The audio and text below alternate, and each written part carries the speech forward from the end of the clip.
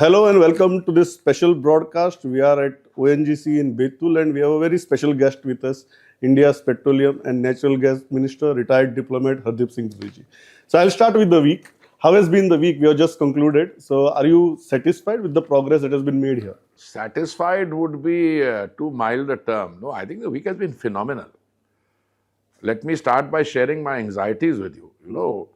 This complex has been built in record time. I think about 13 months or so. The facilities that are world class. And this is just the beginning. Now, anytime you build a new complex and you are worried about access, there will be teething issues, yes. But the turnout has been phenomenal. The interest that people have shown. I'm not saying this. I mean, I'm just merely reporting to you. I mentioned this to the Honorable Chief Minister also, that when the Honorable Prime Minister hosted global CEOs, 27 of them, for a roundtable discussion in Delhi, many of them talked about the India Energy Week. They talked about what they are doing for India. They talked about how much more they want to do for India.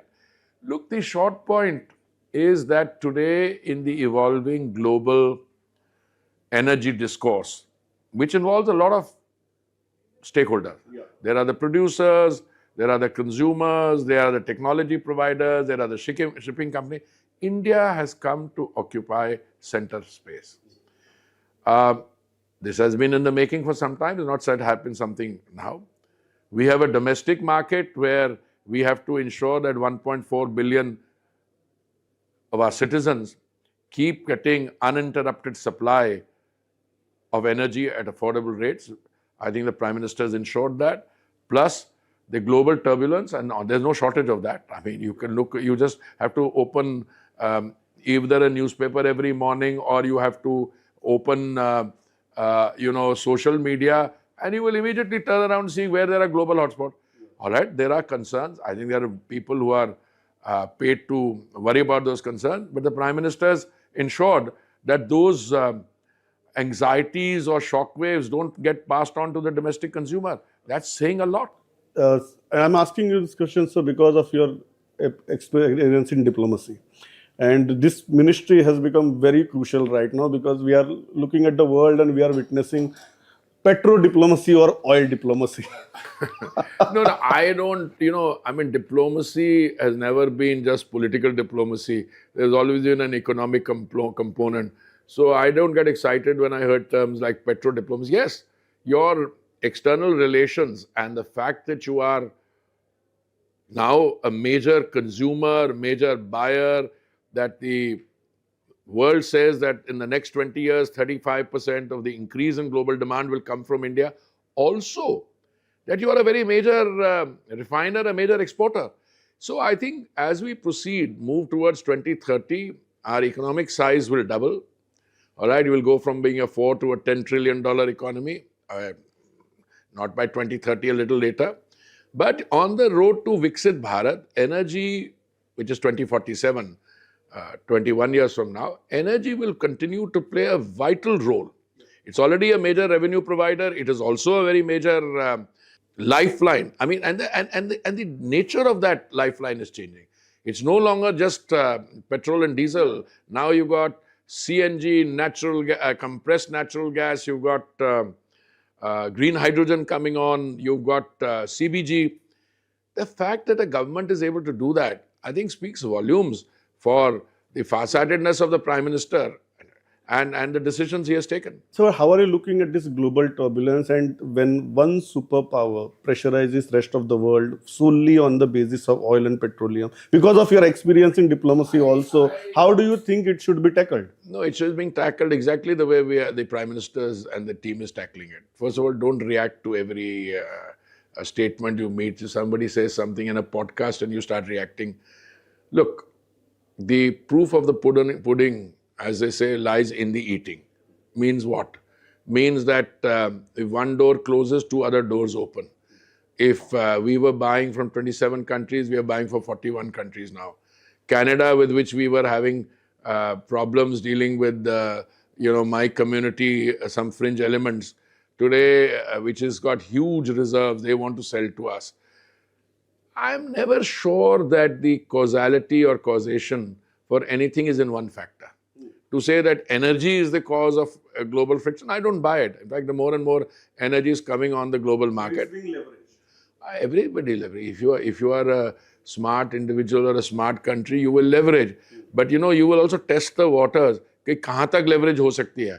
And after a while, if you try and it becomes counterproductive, and if, for instance, the trade flow goes elsewhere, then you also realize that now it's time to retrieve. So I am not particularly concerned. My colleagues will bear me out when this tariff stuff started.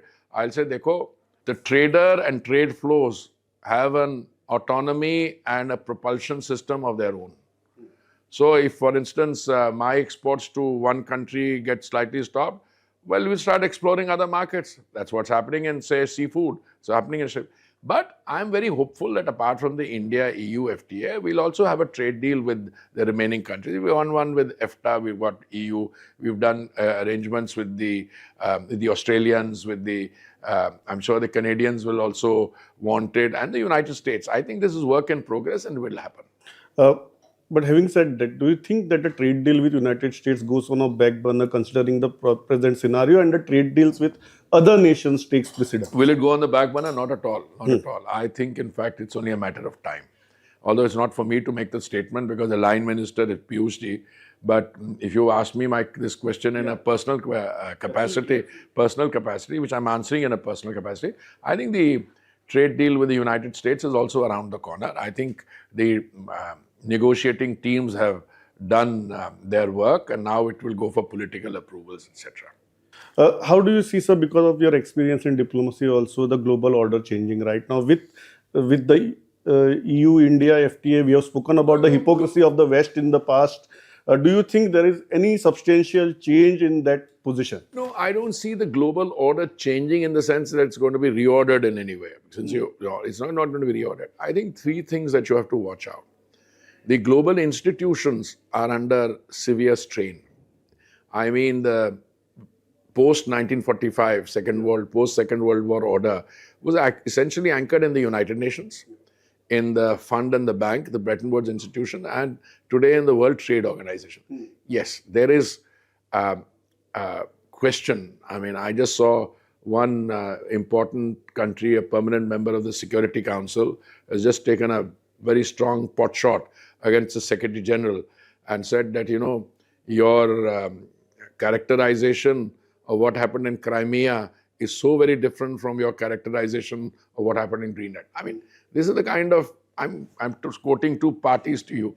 So the fact is, and my hope is, that we will not deviate too much from the rule-based multilateral system, anchored in one country, one vote, okay? In the UN, in the WTO, and in other institutions.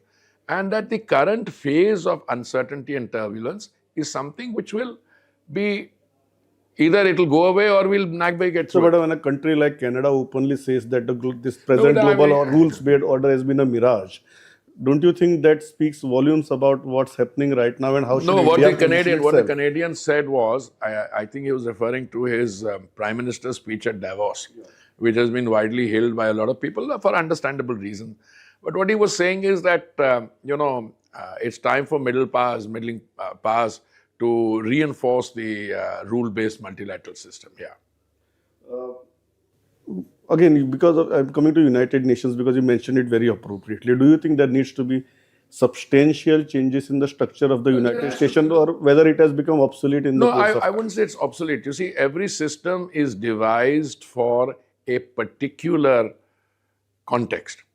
The United Nations, as we know it currently, was conceptualized and arranged in order to ensure post-World War recovery.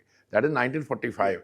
So 1945 se leke 55 years in that century and another 25 in this. So now at this stage, there have been questions. I myself been the Secretary General of the Independent Commission, which we were saying, is it UN as it exists today fit for purpose?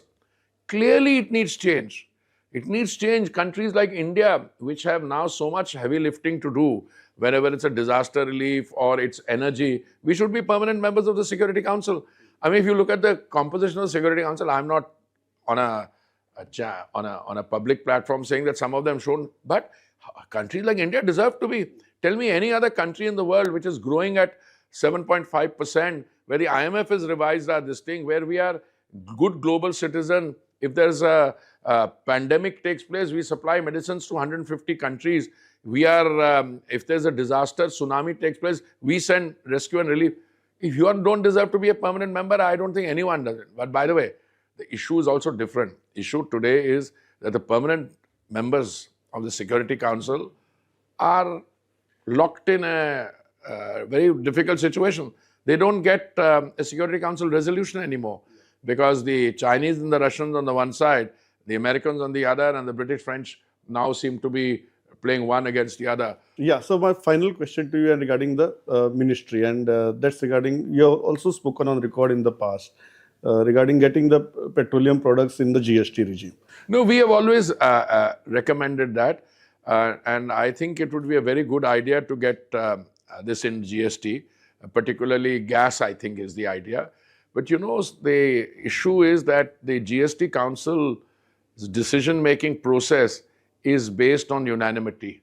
And most states use alcohol and energy products as their primary revenue base. So I think we had some states who were holding out, but on bringing gas under GST, I'm very hopeful that in the months ahead, in the next few councils, we'll be able to get it done. So pleasure talking to you. Thank you so much. Thank you. Thank you.